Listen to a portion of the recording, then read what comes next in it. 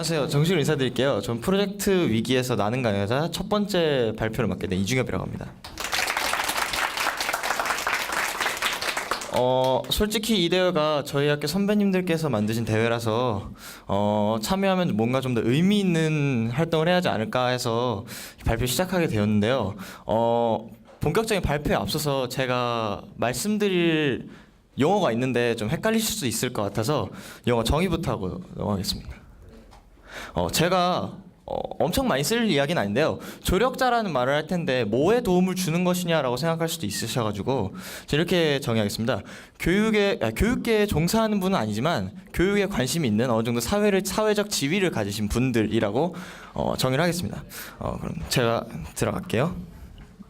자, 저희 학교, 제가 다니고 있는 학교가 경기 외국 고등학교인데요.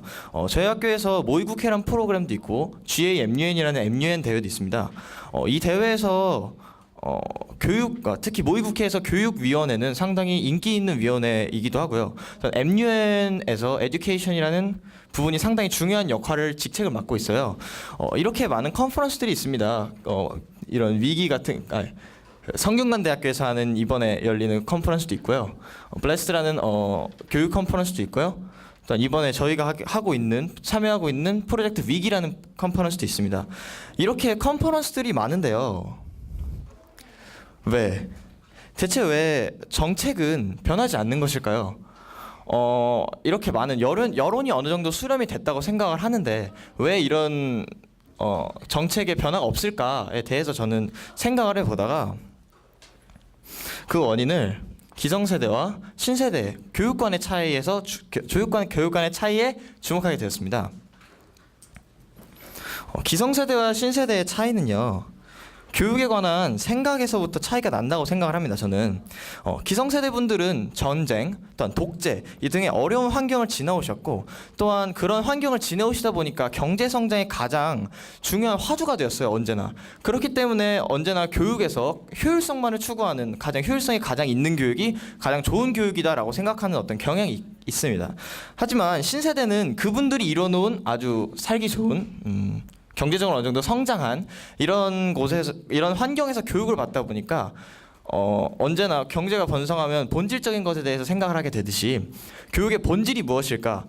더 질 좋은 교육을 위해서 효율성만을 추구하는 것이 아니라 정말 교육의 본질은 무엇일까라는 생각을 하게 되다 보니까 신세대와 기성세대 간의 어떤 교육관의 괴리에서 저희가 생각하는 이상적인 것과 현실이 괴리가 생길 수밖에 없는 것입니다. 이러한 괴리를 없애기 위해서는요, 서로 만나서 동등한 입장에서 서로 의견을 나누고 서로 비판적인 생각을 나눠야 정책적으로나 또한 어떤 괴리적으로나 줄어들 수 있고 정책적으로 발전할 수 있는 것인데, 기성세대와 신세대는 만나서 솔직히 많은 대화를 나누는 기회를 갖기가 쉽지가 않습니다. 지금만 봐도 그렇잖아요. 여기 둘러보시면 아까 그 전성훈 교장 선생님이 오셨었지만 기성세대 분들을 많이 찾아보기가 힘듭니다. 정말 신세대들만 모여서 정말 신세대들이 자기의 입맛에 맞는 이야기들만 서로 나누고 있다는 것이죠. 그러니까 신세대와 기성세대 간의 괴리는 계속해서 커질 수밖에 없는 겁니다. 서로의 대화 기회가 하나도 없으니까요. 그렇다면 이런 기회가 왜 없을까요? 생각해보면 참 간단합니다. 우리가 가치 없는 일에 참여하지 않듯이 기성세대 분들도 이러한 저희가 이렇게 모여있는 컨퍼런스가 가치가 없다고 생각하는 것입니다. 물론 이걸 일반화를 시킬 수는 없는 얘기입니다. 하지만 가치가 없기 때문에 그분들이 생각하기에 현재 교육제도는 상당히 문제가 있지 않은, 그러니까 효율성을 봤을 때는 상당히 좋은 교육들이기 때문에 문제점이 많다고 생각하지 않기 때문에 이런 컨퍼런스 자체에 가치가 있다고 생각하지 않으시는 것 같습니다. 그렇다면 이거를 위한 솔루션은 무엇일까요? 그들이 컨퍼런스를 가치가 있게 느끼고 또한 서로 참가할 이유를 만드는 방법을 찾게 되면 분명 서로 쌍방향적 의사소통이 가능해서 정책의 발전을 이룰 수 있을 것이고요. 이런 제너레이션 갭을 상당히 줄일 수 있을 것이라고 생각합니다. 그러기 위해서 제가 아까 말씀드렸던 처음에 이야기했던 조력자의 도움이 필요합니다. 조력자들은 다들 사회에서 어느 정도 위치를 가지고 있고요. 지위를 가지고 있는 분들입니다. 이분들이 교육의 주체인 학생들보다 더 큰 영향을 가지고 있는데요. 이런 그들이 교육을 위해 움직인다면 어떤 변화가 있을 수 있을까요? 답은 참 간단한데요. 제가 이렇게 대충 제가 생각하는 시나리오를 만들어 봤는데 물론 도중에 문제가 발생할 수 있고요. 현실적으로 어려운 부분이 있을 수도 있습니다. 그런 부분에 대해서는 이런 컨퍼런스들을 통해서 저희가 생각을 해봐야겠죠. 하지만 중요한 건 근데 즉 사회적 지위를 지닌 분들과 상호작용을 통해 서로 단절되어 있는 간의 세대 간의 소통을 이룰 수 있을 것입니다. 사회적 어느 정도 지위가 있으신 분들은 신세대와 구세대가 어느 정도 섞여 있는 그런 추세이기 때문에 그들과 어떤 상호작용을 직접적으로 할 수 있게 되면 분명 기성세대와 신세대가 이어질 수 있는 어떤 그런 중간 통로 역할을 할 수 있는 것이죠. 그분들과의 지속적인 상호작용을 통해서 그분들이 자꾸 쟁점을 제기하고 또한 계속해서 교육에 관한 것들을 이슈화를 시키게 되면은 기성세대 분들도 분명 반응이 어떤 자극에 대한 반응이 나타날 수 있겠죠. 이렇게 된다면 그분들이 컨퍼런스에 참여할 가치를 느끼게 될 것이고 이유를 느끼게 될 것이기 때문에 서로의 상호작용에 어떤 굉장한 씨앗이 될 수 있을 거라 생각합니다.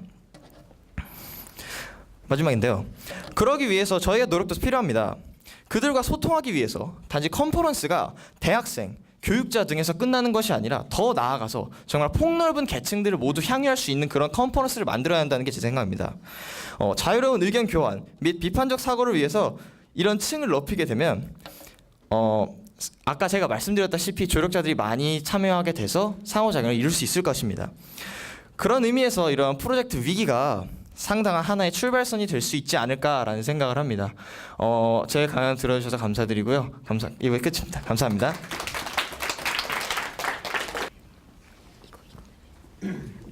네, 안녕하세요. 두 번째 강연자인 정민화입니다. 저는 학교를 굉장히 좋아하는 학생이에요. 그래서 학교에 있는 자체도 좋아하고 막 선생님들의 수업 이런 거에도 되게 좋아하다 보니까 교육에 대한 관심을 많이 가지게 되었는데 제 친구들은 학교를 좀 지루하고 따분한 곳으로 생각을 하더라고요. 그래서 그 친구들을 위해 어떻게 하면 좀 더 좋은 교육 환경, 더 좋은 교육을 만들어줄 수 있을까 고민을 하게 됐고 제가 교육에 대해서 찾은 두 가지의 문제점과 그거에 대한 저의 나름의 해결 방안을 제시해 보려고 합니다. 제 발표 순서는요. 먼저 무상급식 예산에 대한 개혁, 그리고 학생을 위한 진로 교육의 개혁, 그 다음에 제 소감을 간단히 말하고 끝내도록 하겠습니다. 다시 시작하겠습니다. 여기 나오는 숫자가 어떤 숫자인지 혹시 아시나요? 올해 나온 교육부의 총 예산이에요. 이 중에서 무상급식에 배정된 예산은 2조 6,348억 원으로 상당히 많은 부분을 차지한다고 할 수 있는데요. 하지만 과연 무상급식이 2조 원이나 투입을 할 만큼 실효성 있는 정책일까요? 무상급식 예산을 시행하기 위해 교육부에서는 전체적인 총량의 예산을 늘리는 것이 아니라 필수적인 영역의 예산을 삭감하는 정책을 시행했습니다. 따라서 교육환경 예산, 그러니까 시설을 바꾸거나 학교 환경을 좀 더 좋게 만들어지기 위한 예산은 반 정도 줄어들었고 초등교사의 신규 발령 비율도 10배 가까이 줄어들었습니다. 또한 교사의 명예퇴직 예산은 5배, 고등학생의 평가 예산은 3배 정도 줄어들었는데요. 또한 무상급식을 시행하면서 급식의 질이 낮아졌다고 얘기하는 사람들이 참 많아요.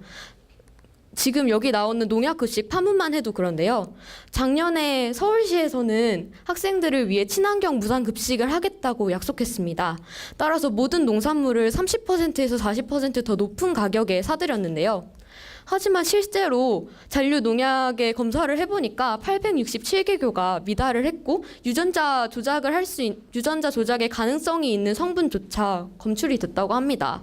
하지만 올해 잔류 농약의 검사 횟수가 또 예산이 삭감이 되면서 반 정도 이렇게 횟수가 줄어들었다고 합니다. 과연 학생들을 위한 제대로 된 급식이 시행되고 있는 걸까요? 저는 이렇게 예산을 삭감하면서 또 질을 낮추면서까지 무상급식을 실시해야 한다고 생각하진 않습니다. 따라서 무상급식을 실시하기 전에 저소득층을 위한 급식으로 정책을 돌리고 더 필요한 예산인 유아보육이나 아니면 교육환경 개선을 위한 예산을 좀 더 배정해야 한다고 생각합니다. 그 다음에는 학생을 위한 진로교육의 개혁인데요. 여기 수치를 좀 봐주세요. 이 수치가 정말 좀 많은 걸 의미한다고 생각합니다. 고등학생, 대학생, 직장인 모두 자신의 진로에 대해 방황하는 모습을 보여주고 있습니다. 그만큼 진로 교육이 굉장히 필요하다고 볼 수 있는데요. 따라서 저는 진로 교육의 장으로 토요일을 한번 활용해 보고자 합니다. 여러분 모두 토요 휴업일 정책이 시행되면서 토요일을 쉬는 날로 아니면 학원 가는 날 이렇게 생각을 하게 됐잖아요. 하지만 그 전에는 학교 가는 토요일, 쉬는 토요일 이렇게 있었던 것 같아요. 학교 가는 토요일을 생각을 해보면 동아리 활동이나 아니면 악기 수업 이런 걸 하면서 제 자신도 여러 가지 체험 활동을 해볼 수 있어서 매우 좋았는데요.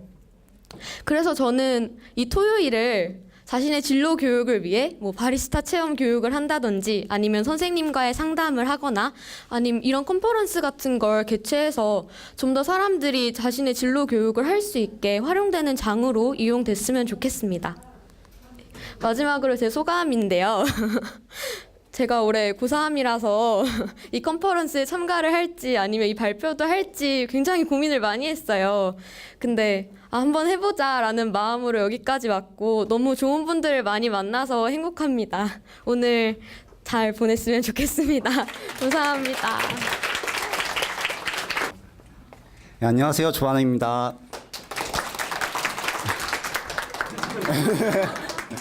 좀 떨려요. 사실 이렇게 많은 분들 앞에서 발표하고 저기 카메라도 있고. 네, 제가 할 얘기는 특별한 얘기가 아니고요. 제가 이제 20살이고 이제 대학에 새내기로 들어가게 돼요. 그래서 근데 그동안 내가 학교 교육을 받아오면서 내가 겪었던 일들, 그런 경험들을 나누는 시간을 가졌으면 좋겠어요. 그래서 이걸 준비해 왔는데 제 5분 동안의 그 발표는 딱 한 가지 질문에 대한 제 대답이 될 수 있을 것 같아요. 제 질문은 교육에 있어서 이제 지식이라는 것이 얼마나 중요한가라는 것에 대한 질문인데요. 지식이 얼마나 중요할까, 교육에 있어서. 저는 생각을 해봤어요. 지난 제 경험들을 돌아보면서. 근데 그렇게 해서 답을 내린 결과, 네, 지식 중요하죠. 하지만 지식보다 더 중요한 것이 있지 않을까 하는 그런 생각들을 하게 됐습니다. 일단 그게 제 결론이고요. 아마 이 5분 동안 하는 얘기, 모든 얘기가 이거에 대한 얘기일 것 같습니다. 근데 이제 이 경험들을 얘기해 보면은 첫 번째로 제가 고등학교 2학년 때 했던 경험이었던 것 같아요. 좀 개인적인 얘기인 것 같은데, 뭐 다들 아시다시피 다들 아시다시피가 아니죠. 저는 수학을 못합니다. 수학을 못하는 학생이었어요.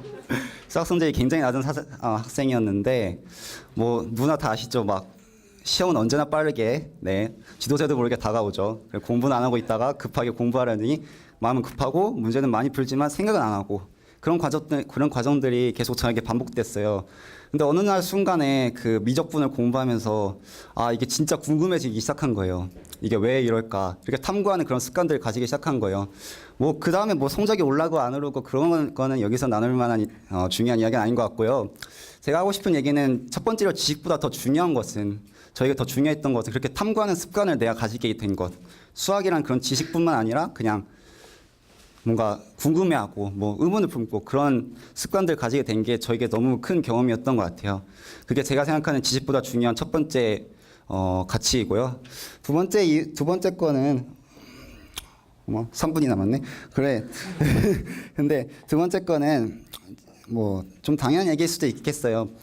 제가 고3 때 좀 힘든 일이 있었어요. 그게 막 가정 환경이나 뭐 사회적 환경 그런 게 힘든 게 아니라 뭔가 마음에 좀 힘든 위기가 찾아왔었는데, 그 위기 동안에 그걸 극복하기 위해서 되게 많은 시간을 노력을 했던 것 같아요. 단순히 그냥 공부하는 것보다 막 책 읽고, 솔직히 혼자 막 밥도 먹고 혼자 지내면서 생각도 되게 많이 하고, 내가 좋아하는 건 뭘까? 내가 하고 싶은 건 뭘까? 나는 도대체 어떤 사람이고 뭘 목표로 살아야 될까?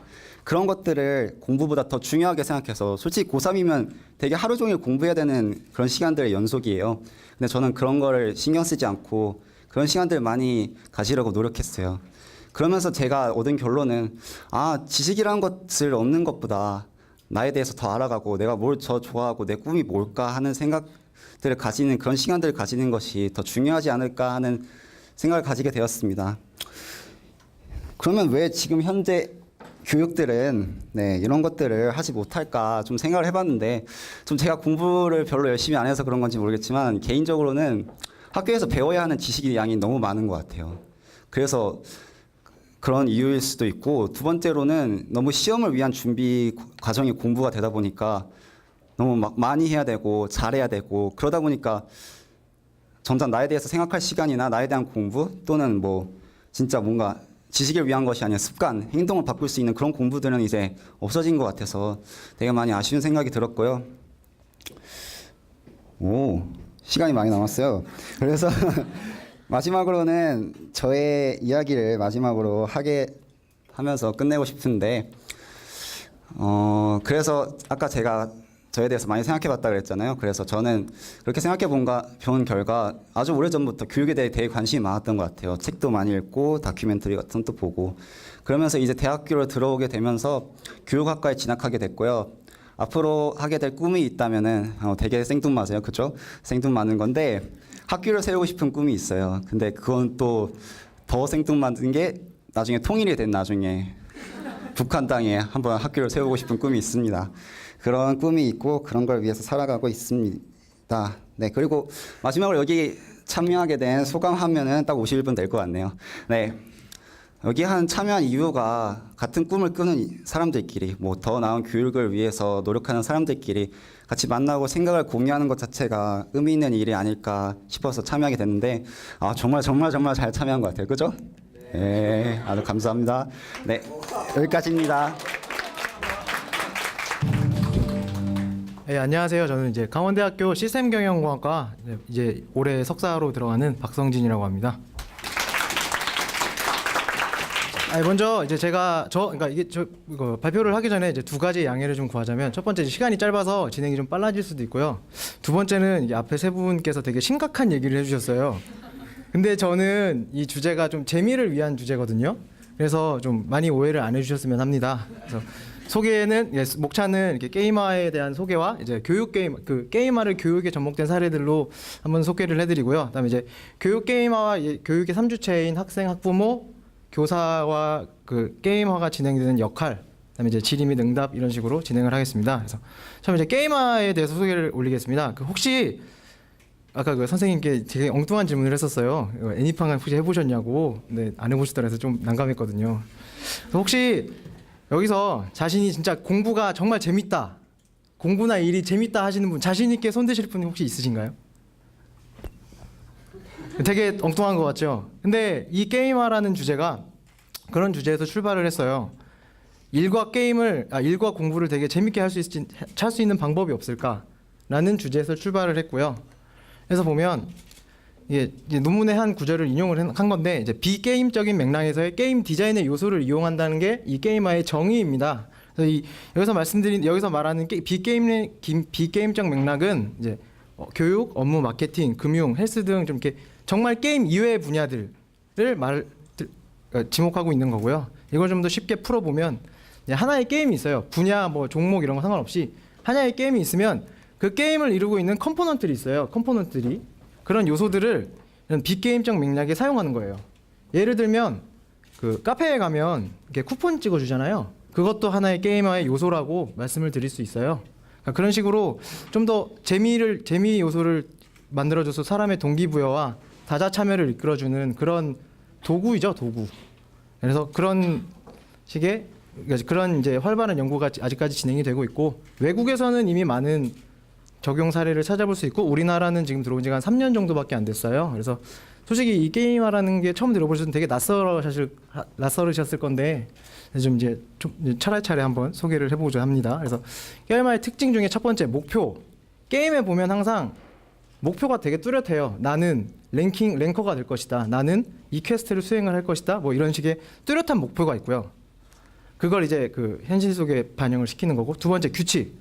이상하게 게임 속에 있는 규칙은 법으로 정해져 있지 않아요. 근데 나는 왠지 이걸 지켜야만 한 것 같아. 왠지 이걸 안 지키면 다른 사람한테 피해를 줄 것 같고, 되게 그런 분위기가 되게 강해요.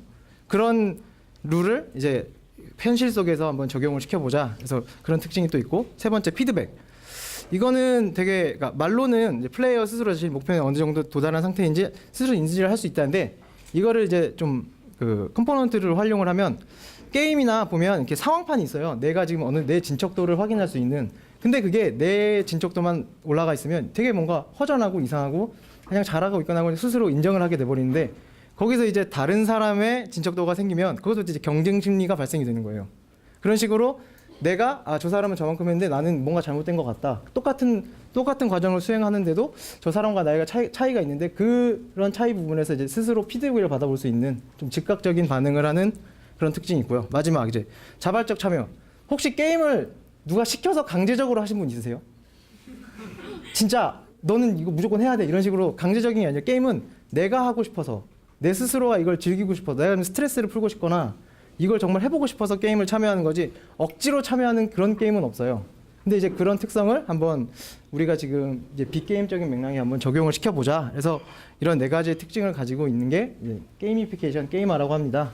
근데 이제 교육 게임화라고 부르는 이유는 이거를 이제 좀 정말 교육적으로 접목을 시켜서 아이들에게 이제 교육이 막 따분하고 재미없고 지루한 게 아니라 재미있게 참여할 수 있고 내가 주가 될 수 있는 그런 교육을 만들 수 있다라는 희망을 심어주고자 네, 여기 분들에게 한번 소개를 해드린 거예요. 여기 되게 교육학과나 그런 분들이 되게 많으시더라고요. 그래서 나중에 한번 해보시면 참 좋을 것 같아요. 그래서 사례를 소개를 드리면 이제 해외 사례부터 먼저 알려드릴게요. 혹시 이거 되게 게임 같죠? 딱 포스터 보면 게임이죠. 근데 이게 되게 클래스 크래프트라는 프로그램이에요. 이게 어떤 외국 고등학교 선생님이 개발하신 건데 웹사이트에다가 아이들이 자기 계정을 만들어서 들어가서 자기가 직접 캐릭터를 만들어요. 나는 뭐 마법사가 되고 싶다. 여기 뭐 마법사 있죠 여기. 뭐 마법사, 전사, 막 게임에 되게 직업이 되게 다양해요. 그 직업대로 자기가 내 직업대로 이 캐릭터를 꾸밀 수 있는 거예요. 뭐 만약에 나는 정말 지략이 뛰어나다 그러면 이제 지능 게이지를 되게 막 최상으로 준다거나 난 힘이 세다 그러면 캐릭터는 전사하면서 힘 게이지가 풀이라든지 이런 식으로 그런 식으로 자신을 표현을 하고 실제로 이 교사분은 아이들의 성적이나 이런 걸 이 프로그램에 반영을 시켰어요. 어떻게 했냐면 아이들이 그러니까 이 학교에서는 이 선생님 수업에서는 시험이라는 개념이 없어요. 시험은 도전 과제물이지 이걸 꼭 해도 되고 안 해도 되고 그건 학생의 선택인 거고 그 시험을 하나의 퀘스트로 만들어 준 거예요. 그래서 아이들에게 직접적으로 참여를 할 수 있게끔 물론 그 전 단계에 이제 친구들이랑 같이 많은 이제 세세한 퀘스트를 해결을 해나가면서 이 마지막 과제에 도달할 수 있게끔 그 선생님이 이끌어주는 그런 일종의 게임인 듯 게임 아닌 게임 같은 그런 프로그램이고요. 두 번째 이건 저스트 플레이 프레스 플레이라는 어떤 대학에서 실행을 했던 게임이에요. 보통 신입생들이 대학에 들어가면 적응을 잘 못해요. 이 학교에는 어떤 건물이 있고 도서관은 어디 있는지 매점은 어디 있는지 이런 거 그러니까 되게 자주 가는 곳은 알고 있지만 되게 내가 대학 본부 이런 되게 생소한 건물들 그런 건 어딘지 잘 모르고 또 교수님들이랑 되게 불편하잖아요. 신입생 때는 뭔지 저분은 건들면 안 될 것 같고 넘사벽일 것 같은. 근데 이제 그런 좀 억지스러운 분위기를 깨고자 이런 카드들을 가지고 교수님들 이 카드를 찾아러 다니는 거예요. 재학생들은 이 카드를 찾으면서 뭐 일정 개수를 모으면 뭐 보상을 준다든지. 근데 이 카드들이 되게 엉뚱한 곳에 있어요. 막 대학 본부 총장님 방에 있다든지 아니면 교수님 책 되게 많잖아요. 교수님 방 가면 그 책 중에 하나에 이게 꽂혀 있어요. 그런 걸 찾으러 다니는 거야. 그러니까 이런 식으로 좀 재미 요소 되게 엉뚱하지만 재미있게 아이들이 참여를 하고 뭔가 좀 그 보이지 않는 벽을 허물 수 있는 그런 도구로 많이 활용이 되고 있는 게임이죠. 네. 그리고 이거는 이제 해링 헤일은 누구인가라는 게임인데 이것도 좀 신입생들 아이스 브레이킹용으로 많이 쓰이는 게임이에요. 그래서 아이들이 들어오면 이제 메일 주소가 다들 받아요. 학교 측에서 이제 그 메일로 이런 좀 되게 추리극 같은 상황극을 만들어줘요. 해링 헤일은 누구인가? 나도 내가 해링 헤일인지는 몰라요. 그 신입생 중에 누군가 한 명이야. 그 학교에서 지정해준 한 명인데 그걸 찾아가는 과정에서 이제 이 메일에 힌트나 이런 걸 추리를 해서 해링 헤일이 누군가 찾는 거예요. 그래서 매주에 한 번씩 메일을 받으면서 아, 이 사람이 해링 헤일일 것 같다는 힌트를 계속 받으면서 난 퀘스트를 수행하면서 보상도 받고 그러면서 그 학교에 관련된 모든 정보를 조금씩 알아갈 수 있는 이런 식으로 되게 여러 분야에서 쓰이고 있고 일단 지금 제가 소개해드리고 있는 건 좀 교육적으로 극한이 돼 있는 거라 네, 설명이 미숙하더라도 네, 잘 들으시기 바라고요. 네, 국내 사례입니다. 그래서 이건 클래스 123이라는 앱 혹시 써보시거나 해보신 분 있으세요? 없으시구나. 예. 이게 재작년서부터 그 아이들 학급 경영 도구로 많이 쓰이고 있는 앱인데 이 앱은 게임이라고 할 수는 없지만 게임 요소들이 되게 많이 들어가 있어요. 실제로 이거 지금 초등학교 선생님들이 한 10만 분 정도 쓰고 계시고 중고등학교 선생님분들도 어느 정도 쓰시고 있고 제가 직접 한번 뵌 적도 있고 그래서 되게 이 앱을 우리 국내 게임화에서 가장 으뜸으로 쳐주는 그런 앱이에요. 혹시 관심이 생기시면 집에서 이게 또 선생님 버전, 학부모 버전, 학생 버전 따로 있어서 아이들 나중에 그 지금 교대 다니시거나 이제 선생님이 꿈이신 분들은 아니면 지금 선생님 계신데 혹시 한번 나중에 네, 이거 한번 써보시면 괜찮아요. 물론 홍보를 하는 건데 네. 한번 써보시면 정말 괜찮을 거예요. 아이들도 되게 좋아하고 네, 한번 추천을 드리겠습니다. 그리고 이거는 이제 공공재 게임이라고 혹시 아세요? 혹시 해보시거나 플레이 해보신 분이 없으신가? 이게 공공이라고 하면 뭔가 여럿이 다 같이 쓰는 물건이나 그런 시스템을 말하는 거잖아요. 근데 거기엔 항상 모순이 있어요. 내가 똑같은 세금을 내지만 똑같은 세금을 내서 내가 그 당연한 권리를 누려야 되는 건데 그 중에 한 명이라도 이런 무임승차자가 생겨버리면 이 사람은 아무것도 피해를 보지 않고 이득을 취하는 그런 좀 모순된 부분을 아이들에게 깨우쳐주기 위한 그런 교육을 게임화를 해서 만든 건데 이런 게임, 이 공공재 게임 말고도 되게 여러 분야가 많아요. 그래서 여기서 제가 이 공공재 게임을 갖고 온 이유는 가장 좀 게임화를 이해하기 편한? 왜냐하면 솔직히 이 게임을 아이들한테 시키면 다 싸워요. 열의 아홉은 아이들끼리 서로 싸워요. 이 게임을 하다 보면. 근데 그런 과정에서 아이들이 공공재라는 게 어떤 건지 공공재에 대한 가치를 알려주고자 이런 게임을 만들어서 직접 플레이를 해보는 것도 있고 이거 말고도 이제 저희 직접 이제 저희 교수님이랑 같이 실험을 해보는 게임도 되게 많아요. 보통 보면 대학에 가면 팀 프로젝트를 하면 교수님이 팀을 짜주잖아요. 그쵸? 네. 근데 저희가 팀을 짜요. 방법은 연봉 게임. 그냥 팀장을 구해서 그 사람이 일정한 금액을 갖고 있고 이제 그 금액으로 내 팀원들을 내가 직접 사들이는 거예요. 그러면 여기선 절대 부작용이 거의 일어나지 않죠. 왜냐하면 내 스스로 내가 내 자신을 홍보를 해서 그 사람이 날 뽑아갔기 때문에 거기서 이제 약간의 동기부여가 생기는 거고 그리고 이제 팀원들과도 최대한 불화가 안 생기게끔 자기 스스로 그런 생각들을 갖고 있으니까 그렇게 진행이 되는 것처럼 되게 제가 설명을 제대로 잘 못해서 그런 것도 있고 약간 게임화라는 게 되게 다양한 분야에서 많이 사용이 되고 있어서 좀 알려보고자 한번 소개를 해드렸고요. 네네. 그래서 이거는 이제 제 생각이에요. 게임화가 이제 교육의 3주체에 대해 해야 할 역할은 학생이 교육의 제 1주체고 게임화를 통해 게임이 가장 좋은 이유가 간접 경험을 할 수 있다는 거. 그걸 위해 이 게임화를 학생들에게 꼭 도입을 해야 된다고 저는 추천하고 싶습니다. 네. 그리고 이제 교사는 제 2주체로서 학생들에게 최대한 많은 경험을 할 수 있도록 그만큼 많은 환경을 제공해 줘야 된다고 생각을 합니다. 왜냐하면 솔직히 학생이라는 입장에서 그렇게 많은 경험을 할 수 없기 때문에 그런 환경을 조성해 줄 수 있는 사람은 저는 교사밖에 없다고 생각을 합니다. 그래서 그런 부분을 한번 넣어봤고요. 세 번째 이제 학부모는 여기서의 게임하는 그렇게 비중은 크지 않지만 이제 아이와 학생과 학부모에 대한 믿음과 신뢰를 만들어줄 수 있는데 이 게임화가 이용이 되면 참 좋을 거라고 생각을 해서 넣어봤습니다. 그래서 제 발표는 허접하지만 들어주셔서 정말 감사하고요. 혹시 게임화에 대해서 질문 있으시면 이쪽으로 메일이나 페이스북 친구 추가 주시면 제가 친절하게 알려드리겠습니다. 감사합니다.